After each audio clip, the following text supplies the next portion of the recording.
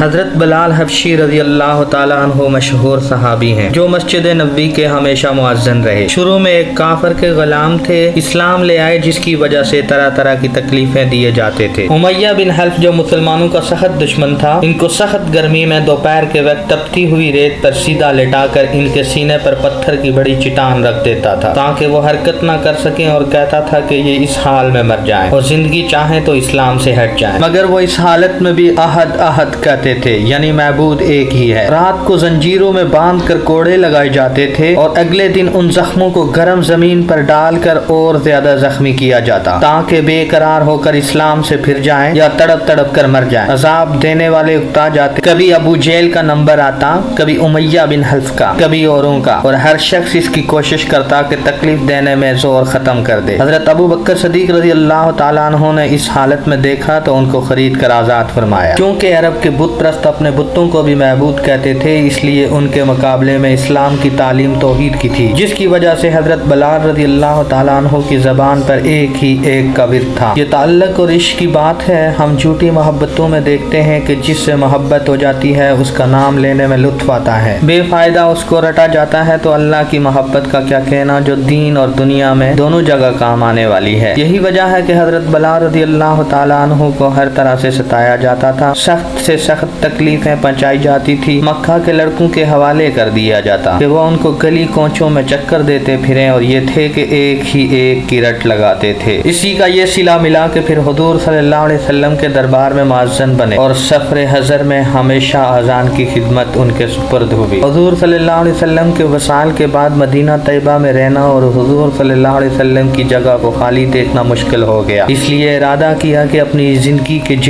دن ہے جہاد میں گزار دوں۔ اس لیے جہاد میں شرکت کی نیت سے چل دیے، ایک عرصہ تک مدینہ منورہ لوٹ کر نہیں آئے۔ ایک مرتبہ حضور صلی اللہ علیہ وسلم کی خواب میں زیارت کی۔ حضور صلی اللہ علیہ وسلم نے فرمایا، بلال یہ کیا ظلم ہے، ہمارے پاس کبھی نہیں آتے، تو آنکھ کھلنے پر مدینہ طیبہ حاضر ہوئے۔ حضرت حسن اور حضرت حسین رضی اللہ تعالیٰ عنہ نے اذان کی فرمائش کی۔ لاڈلوں کی فرمائش ایسی نہیں تھی کہ انکار کی گنجائش ہوتی۔ اذان کہنا شروع کی اور مدینہ میں حضور صلی اللہ علیہ وسلم کے زمانہ کی اذان کانوں میں پڑھ کر کوہرام مچ گیا۔ عورتوں تک روتی ہوئی گھر سے نکل پڑی۔ چند روز قیام کے بعد واپس ہوئے اور سن 20 عیسوی کے قریب دمشق میں وصال ہوا۔